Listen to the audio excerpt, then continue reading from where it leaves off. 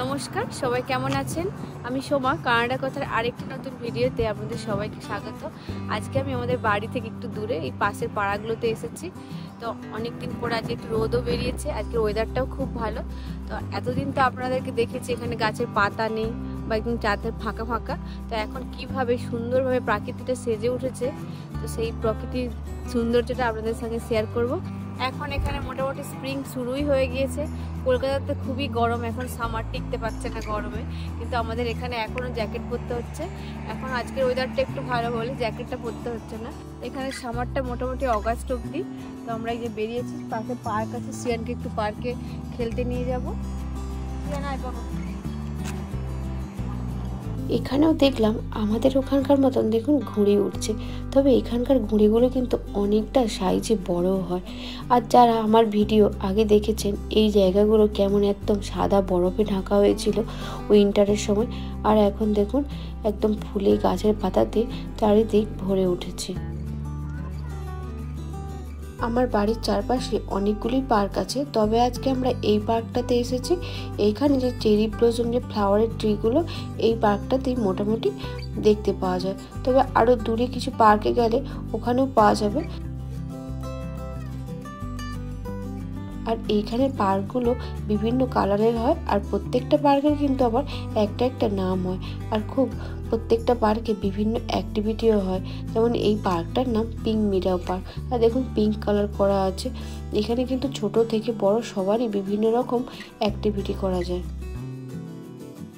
আমাদের বাড়ির পাশে একটা পার্ক, এখানে চারপাশে তো অনেক পার্ক থাকে। আর এখানে দেখুন এই চেরি ফুলগুলো হয়েছে এখানে এন্ট্রান্সটাতে, আর ওইখানে এন্ট্রান্সটাতে দেখতে খুব অপূর্ব সুন্দর লাগছে।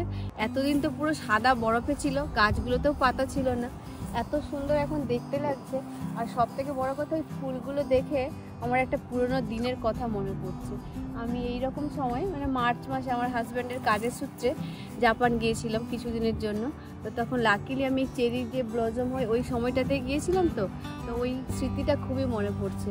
যদি ওখানে মানে অজস্র অজস্র চেরি ফুল দেখেছি, কিন্তু এখানে অল্পটাতেই ভালো লাগছে, কারণ এতদিন পুরো কিছুই ছিল না এখানে। তারপরে যে এখানে গাছগুলো ভরে উঠেছে, এই ফুলগুলো ভরে উঠেছে, তো খুব সুন্দর দেখতে লাগছে। আর দেখুন এইগুলো না 1-2 সপ্তাহ আগে ব্লসম হয়ে গিয়েছিল, তারপর হঠাৎ করে বৃষ্টি আবার ঠান্ডা পড়ে গিয়েছিল, যেন কালারগুলো চেঞ্জ হয়ে গেছে। কালারগুলো কিন্তু এরকম ডিপ কালার ছিল, এইরকম ডিপ কালার ছিল। তারপরে এখন দেখছি, আমরা তো বেরোতে পারিনি, এত ঠান্ডা ছিল মাঝখানে বৃষ্টি হয়ে, এখন এই যে একটু হালকা হালকা ফ্যাকাশে হয়ে গিয়েছে। তারপরে এই চেরি ফুলগুলো ঝরে যাবে আর কিছুদিন পরে। তারপর চেরি ফলের মতো, যদি ওগুলো খাওয়া যায় না, খাওয়ার চেরি নয় এগুলো।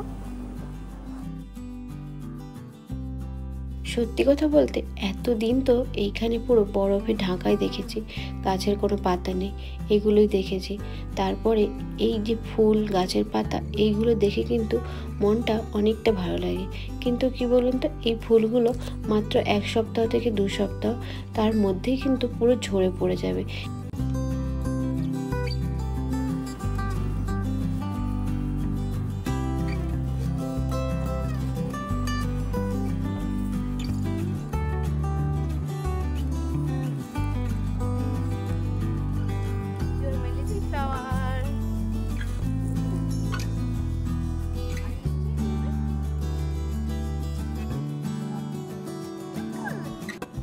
আমি যখন জাপানে ছিলাম তখন তো এত ফোনও ছিল না বা এত ভিডিও করে রাখতে হয়, এসব কিছুই ছিল না।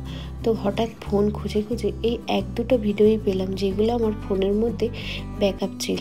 তো এইটা আমাদের রাস্তাতে যাওয়ার পথে দেখুন, রাস্তার 2 ধারেও কিন্তু এইভাবে পুরো চেরি ফুলে ভরেছিল। আর আমরা কিন্তু একটা বড় গার্ডেনে যাচ্ছিলাম চেরি ব্লসমটা দেখতে, কিন্তু রাস্তাতে এত সুন্দর দেখে পুরো মনটা ভরে যাচ্ছে। তো তারই কিছু ছবি, এগুলো আপনাদের সাথে শেয়ার করলাম।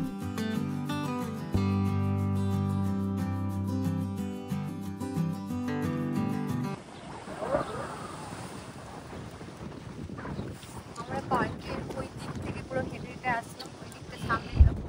আর যেতে যেতে দেখুন এই বাড়িটা একটু অন্যরকম। সচরাচর যে এরকম বাড়ি দেখি তার থেকে একটু অন্যরকম, ভালো লাগছে দেখে। মনে হচ্ছে না আমাদের ওখানকার একটা বাড়ির স্টাইলের।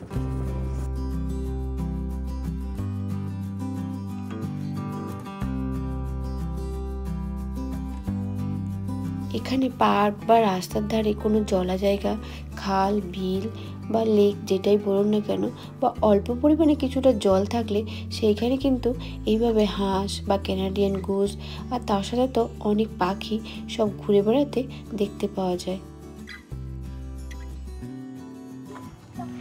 চকলেট খাবে? মাঝে মধ্যে পার্কে বসার জায়গা আছে, বসে নিচ্ছি। শ্রেয়ানকে এখন খিদে পেয়ে গেছে, ওকে বলেছে চকলেট খাবো, চকলেট দিতে হবে।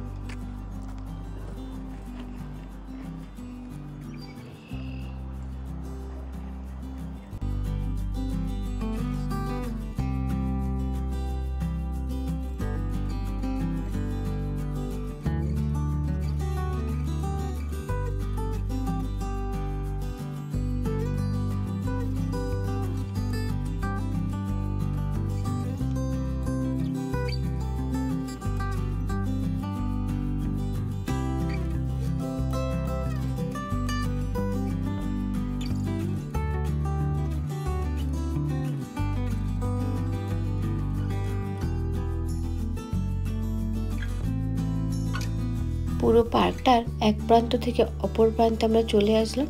আমরা বাড়ির পথে বেরিয়ে পড়েছি। তো এই দিকে দেখুন আবার এইখানটা পুরো আবার হোয়াইট চেরিতে, কিন্তু এই ফুলটা আবার একটু জুঁই ফুলের মতন লাগছে আর খুব সুন্দর কিন্তু গন্ধ ছিল আর খুব ভালো লাগছিল এই গন্ধটা।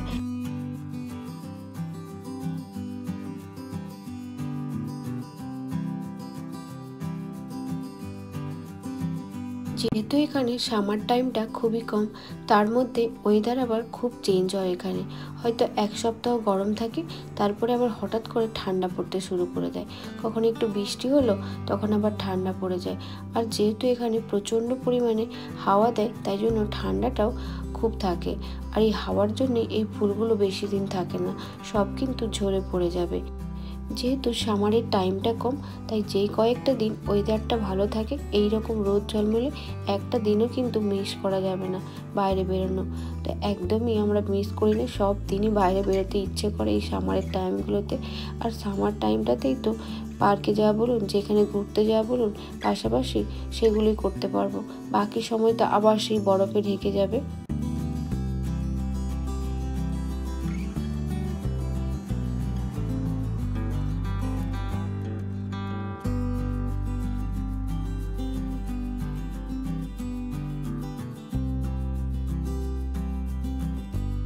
এইভাবে আমরা পাড়া ঘুরতে ঘুরতে বাড়িতে চলে আসলাম। আর শ্রেয়ানকে দেখে বুঝতে পারছেন ও জ্যাকেট পরে আছে, ওয়েদারটা কিন্তু হালকা ঠান্ডা ঠান্ডাও আছে। আর দেখে তো বুঝতেই পারছেন কি পরিমাণে হাওয়া দিচ্ছে বাইরটাতে। আজকের ভিডিওটি এখানেই শেষ করলাম। সামনে আরও অনেক নতুন নতুন ভিডিও নিয়ে আসবো। আজকে এই স্প্রিং টাইমের ভিডিওটা কেমন লাগলো অবশ্যই কমেন্টে জানাবেন। আর সাথে ভালো লাগলে আপনার বন্ধুদের মধ্যে একটু শেয়ার করে দেবেন প্লিজ। সবাই ভালো থাকবেন, ধন্যবাদ।